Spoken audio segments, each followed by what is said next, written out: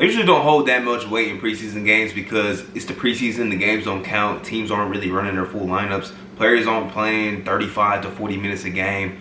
It's not really the real deal thing, but man, the Chicago Bulls looked amazing last night in their preseason opener, and it just got me thinking about how all the big time media firms like ESPN and other firms were saying like the Bulls aren't going to be that good this year. They're probably going to win like 40, 42 games during the regular season.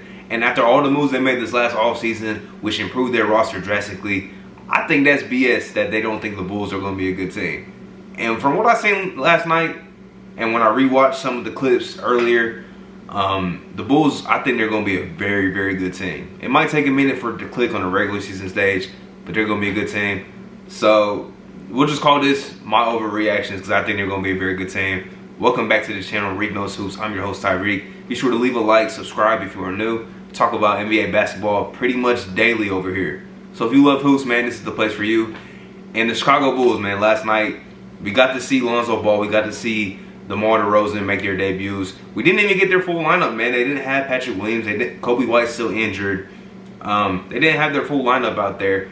Derek Jones Jr. still is not with the team. He did not play either. Like, they didn't have their full rotation out there, and they looked amazing last night. They were up and down the court running.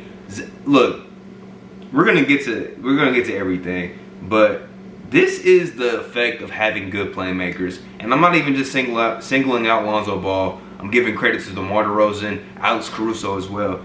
This is what happens when you have good playmakers. Your star player who has been working for his shots to put up 25 points per game over like the last 2-3 seasons. He's been working hard to put those numbers up because he didn't have somebody to play make. And I'm talking about Zach Levine. He was creating for himself.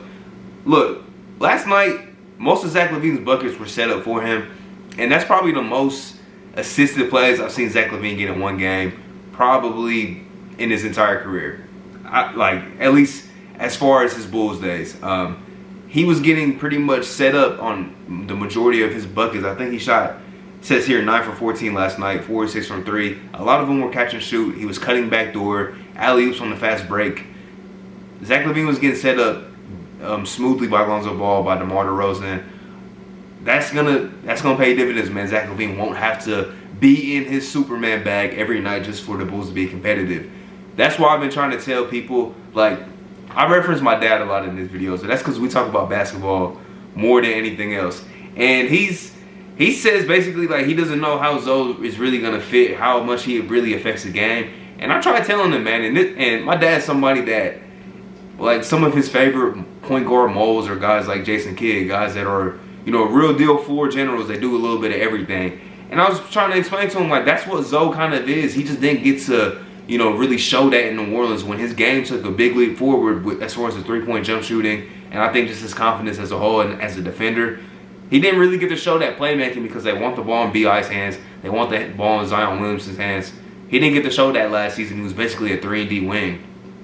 So seeing Zoe last night, he had 5 assists, but you could tell he was setting up his guys, he was setting up his teammates. The ball was moving for the Bulls on the offensive side. I think that's the effect of Lonzo Ball. And also DeMar DeRozan, that's an effect of him also being a much improved playmaker. And then when Caruso came in the game, it wasn't that much of a drop off. That's why I think the Lonzo Ball edition, like, this was a match made in heaven, man. I think that's going to pay off big time. His numbers will probably be down from what they were in New Orleans because he's like a 4th or 5th option on this team, offensively speaking. He's probably not going to score the ball as much.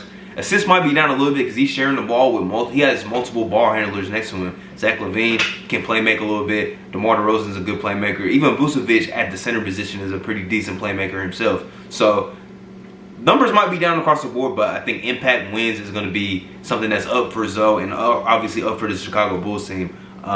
If you watched it, man, Zoe was just running the team like a point guard should run the team, man. It was a sight to see for sure. As far as the rest of the team, DeMar DeRozan looked pretty solid offensively. He took 1 3 that he missed, but then he took another one, which was a very long 2, like his foot was just on the line. So it didn't count as a 3, but he made it. So maybe that's something we see DeMar DeRozan shoot a little bit more this season. The spacing looked good for the Bulls. Vucevic was shooting a 3. He didn't hit any. He was like 0 for 5, but it's good to see just him still being able to space the floor. And there was a lot of room for Zach Levine and DeMar DeRozan to operate. Alex Caruso played really well off the bench. Javonte Green was amazing. I forgot that Javonte Green was like a throw-in at the trade deadline, I think, in the trade that got the Bulls Daniel Tice. And he was amazing last night, man. He was so active. Pretty much played the power forward for them last night. And he had like 4 blocked shots. He had, I think, 8 rebounds, 13 points in just 17 minutes. He's one of those energy guys. I think he can be another piece that might be low-key valuable for this team, man. And then we mentioned guys like, you know, Alize Johnson came off the bench. He played really well. He's going to be a 4 for them coming in. And maybe they can get him to play some productive minutes during the regular season.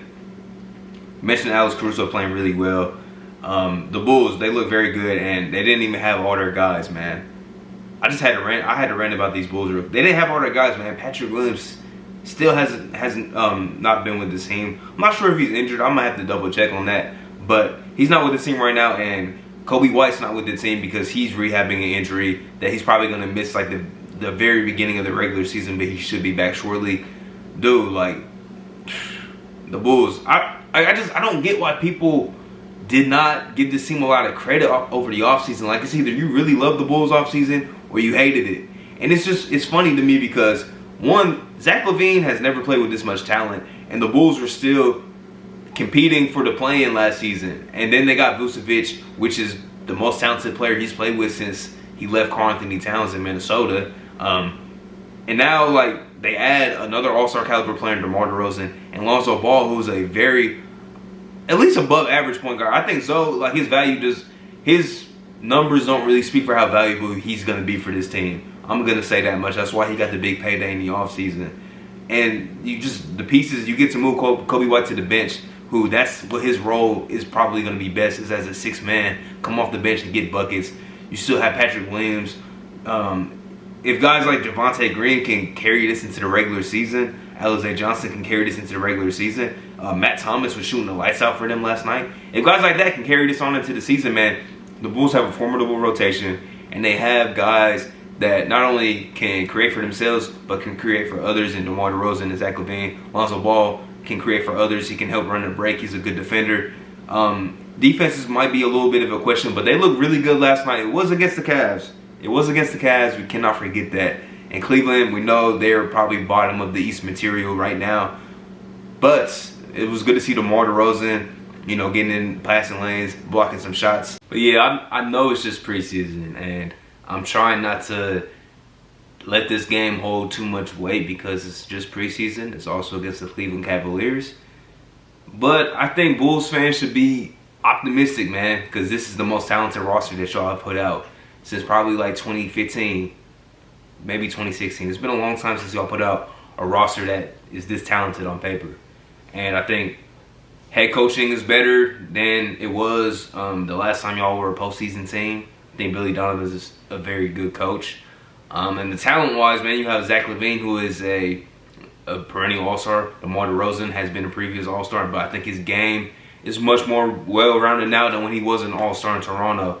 Lonzo Ball, I think he's due for, you know, like I said, his numbers probably ain't gonna, you know, go up, but he's due to have a breakout year as far as impact and the world seeing how impactful of a player he is. And Nick Vucevic is an all-star caliber player, and there's a lot of other guys. I think Patrick Williams is going to take a step forward. Kobe White off that bench might be in 6th man of the year conversations.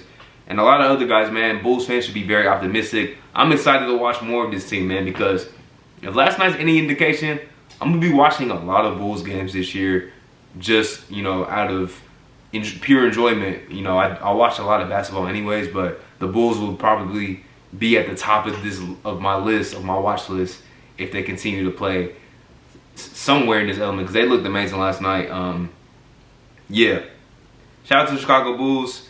I know it's just preseason, but they got me amped up for the regular season to start. As always, I appreciate y'all for tuning into the video. Be sure to leave a like, man. Subscribe. Also, it helps out the channel a ton. If you're listening on audio platforms, man, leave a 5-star review because that helps out too.